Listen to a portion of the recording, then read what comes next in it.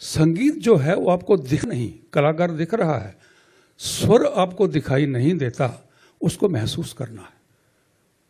अभी लोग पूछते हैं भाई भगवान कहाँ है, हमने तो देखा नहीं, तो फिर कहेंगे संगीत कहाँ है, हमने तो साउंड देखी नहीं, वो तो महसूस की है, इसलिए कहते हैं नाद ब्रह्म।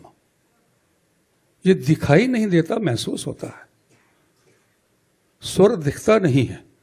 आप एक बाग में जाएं, गुलाब का फूल है, गुलाब आपको दिख रहा है, उसकी खुशबू आपको दिख नहीं रही, महसूस हो रही है। ऐसे ही स्वर है। स्वर जो है वो आपको दिखेगा नहीं, उसको देखने के लिए अंतर्मुखी होना पड़ेगा। और जो संगीत हम ऐसा बजाते हैं बहिर्मुखी, एक अलग अलग स्टेजेस होती हैं कलाकार की। जब यंग होता है तो तैयारी की तरफ रुझान होता है, लोगों की वाहवाही लूटने का रुझान होता है। जितनी ताली बज गई बहुत बड़ा सक्सेसफुल प्रोग्राम हो गया, वो भी एक दौर है।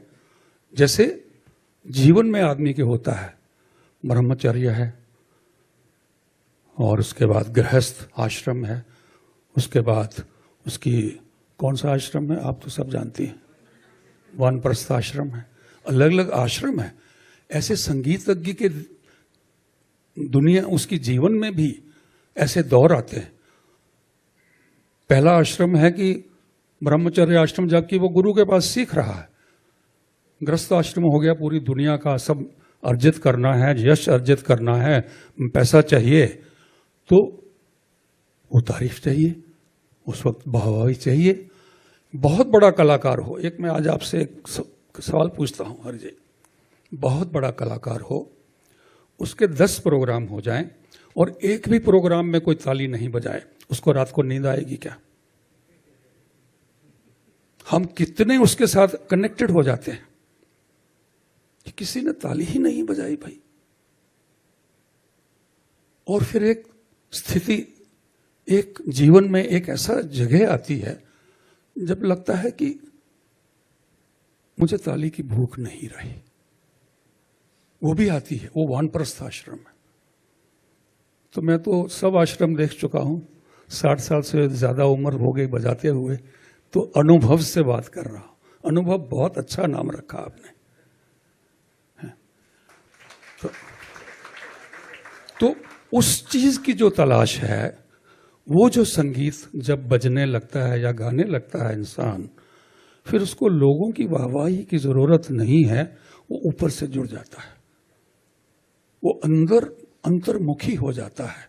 और यही हमारे संगीत का मकसद है, भारतीय शास्त्रीय संगीत का, अंतर्मुखी होना।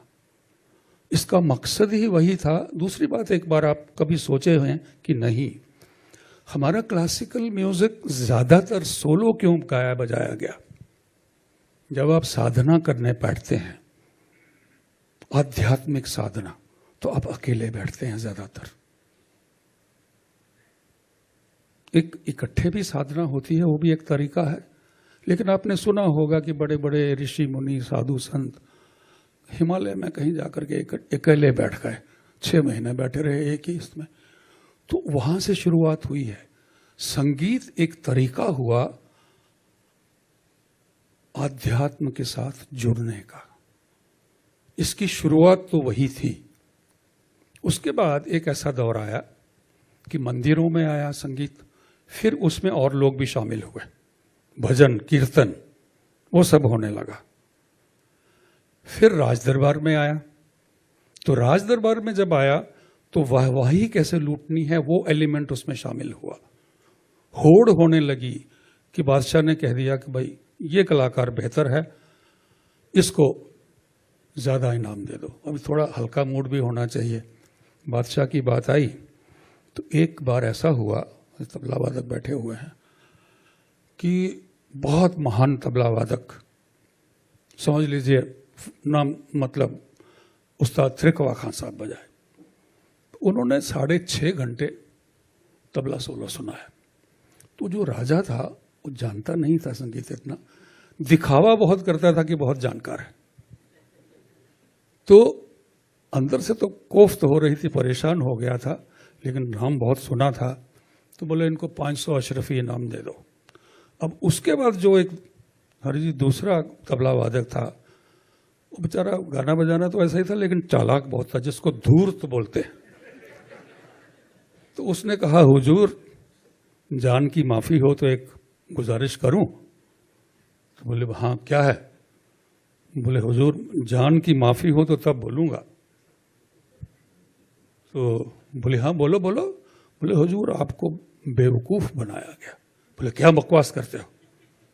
बोले आप इतने बड़े महाराजा और आपको सिर्फ 3 ताल सुनाया, मैं आपको 100 ताल सुनाऊंगा। तो राजा चक्कर में पड़ गया, ये 3 ताल 5.5 घंटे बजाया तो 100 ताल कब तक बजाएगा, जोखिम में डाल देगा।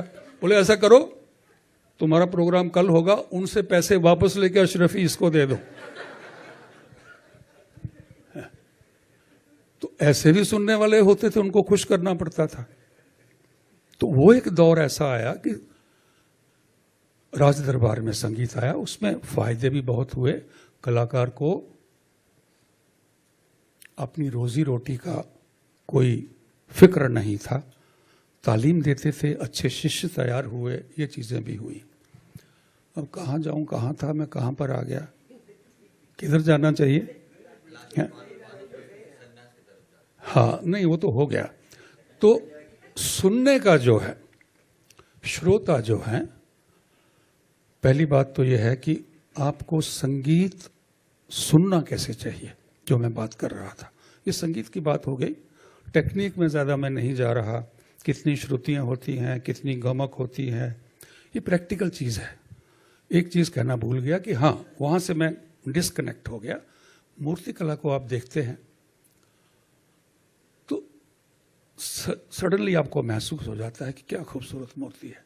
इसके लिए कोशिश करनी पड़ती है, साधना करनी पड़ती है, सुनने वाले को भी उसको महसूस करना।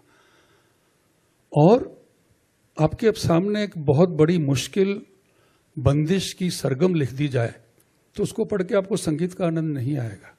ये फर्क है। ये परफॉर्मिंग आर्ट है, उसको आपको जब सुनेंगे तभी उसका असर होगा। और सुनकर के बहुत अच्छा लगेगा। कई मरतबा ऐसे भी लोग होते हैं हमारे पास आते हैं सीखने के लिए